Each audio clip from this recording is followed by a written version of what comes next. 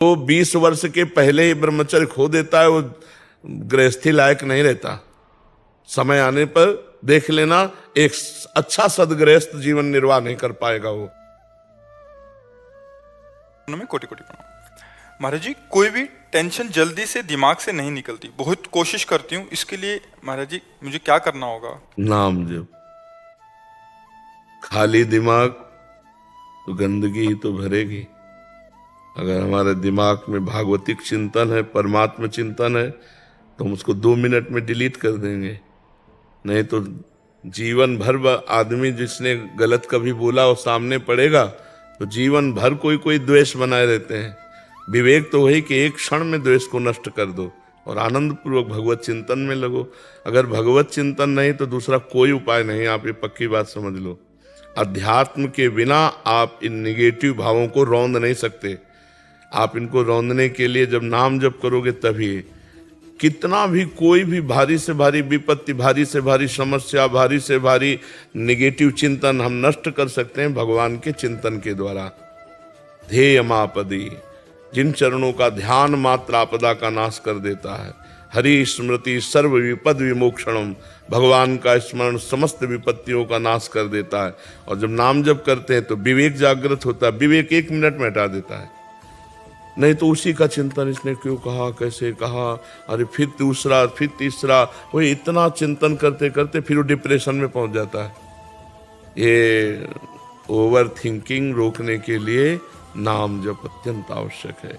इस लोक और परलोक में आनंदित रहने के लिए, दिमाग शांत और शीतल रखने के लिए हमें भगवान का चिंतन, चाहे वो राम जपो, कृष्ण जपो, हरि जपो, जो नाम जपो, बिना नाम जप किए तब लग कुशल न जीव कहूँ, सपने हूँ मन विश्राम, जब लग भजत न राम कहूँ, शोक धाम तज काम। ये शोक का धाम है संसार। कामनाओं का जाल बिछा हुआ, एक बात पूरी हुई 2 खड़ी हो गई, 2 पूरी हुई 4 खड़ी हो गई, और बार बार उसी का चिंतन करते हुए हमारा जीवन व्यर्थ चला जा रहा है। हम आनंद को तो जान ही नहीं पा रहे। आनंद किसे? हम समझ रहे हैं कामनाओं की पूर्ति से आनंद है, और कामनाओं की पूर्ति से तो और चिंता शोक बढ़ता चला जा रहा है। तो आनंद का मार्ग अध्यात्म है। हम नाम जप करते हुए सब काम करें। नाम जप करते हुए, नाम जप में इतनी प्रवीणता है, जैसे आपने हमें गाली दिया, आपने हमारी निंदा की, आपने हमें अपमानित किया, तुरंत विवेक उठेगा, नहीं नहीं, इसके भी हृदय में तो भगवान है। मेरे किसी पाप कर्म का दंड मुझे भुगताया जा रहा है। ये बेचारा तो निर्दोष है, इसको तो निमित्त बनाया जा रहा है। बड़े कृपालु भगवान, जो हमारे किए हुए कर्म का हमको दंड देकर पवित्र कर रहे हो। उससे मतलबे नहीं है, उससे मतलबे नहीं है।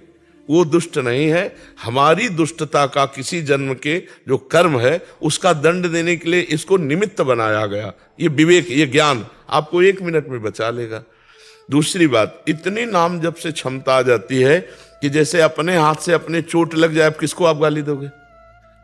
अपने हाथ से चोट नहीं लग जाती, अपने किसको गाली दोगे? अपने दांत से जबान कट जाए, किसको गाली दोगे?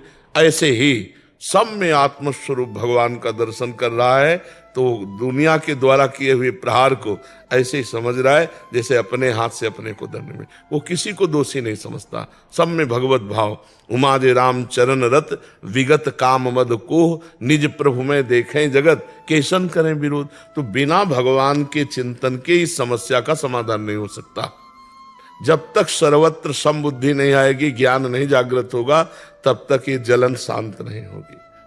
द्वेष करने वाले पर भी हम रोष ना करें, ये अध्यात्म है, तो हम जीत जाएंगे। नहीं, कितना प्रपंच, जरा दिमाग को आप अपने खुद देखिए, कितना प्रपंच भरा हुआ है। उसको साफ करने के लिए हमारे पास नाम है, राधा राधा राधा राधा। आप खुद देखना, आप कितने गंभीर हो जाएंगे, आपको कितना आनंद आने लगेगा, आप में एक मस्ती आ जाएगी। आप खुद देखिएगा। नाम ही एक उपाय है। किसका प्रश्न था? हाँ, नाम नहीं जप करोगे तो फिर इसको नहीं हटा पाओगी। यही तो दंड है, यही दंड है। अरे देखो, यही बुद्धि अपने आप जहर खवा देती है। अपने हाथ से आदमी जहर खाता है, अपने हाथ से फांसी लगा लेता है, अपने हाथ से शूट कर देता है। ये वही बुद्धि है जो भगवान से विमुख हुई, संसार में सुख खोजने गई, और जब उसको कुछ नहीं मिला, धोखा मिला, या उसका निर्णय ठीक नहीं हो पा रहा, तो सोचता है यार अपने को ही खत्म कर दो। ये है बुद्धि। ये देखो ना कितनी घटनाएं ऐसी घटती हैं। तो इसलिए हमें लगता है सबको नाम जपना चाहिए। गंदा भोजन छोड़ो, गंदा पेय पदार्थ छोड़ो, गंदे आचरण छोड़ो, नहीं तो तुम्हारी दुर्गति हो जाएगी। आज हंस लो हमारी बात पे, girlfriend boyfriend live in relation, आज हंस लो हमारी बात पे कि बाबा जी ऐसी बात करते हैं, ये क्या जाने। समय आएगा ना, तब तुम देखना, हमारी बात को याद करना कि तुम्हारा जीवन कहां पहुंच गया है, कितने संकट में पहुंच गया है। सच्ची मानो सबको नाम जप करना चाहिए, गलत भोजन छोड़ना चाहिए, गंदा पेय पदार्थ छोड़ना चाहिए, गंदे बच्चों का संग छोड़ना चाहिए, तभी जीवन उन्नतिशील होगा। जो 20 वर्ष के पहले ही ब्रह्मचर्य खो देता है वो गृहस्थी लायक नहीं रहता। समय आने पर देख लेना, एक अच्छा सदगृहस्थ जीवन निर्वाह नहीं कर पाएगा वो। तो आज हमारी समाज बिगड़ती चली जा रही, खान पान बिगड़ते चले जा रहे हैं।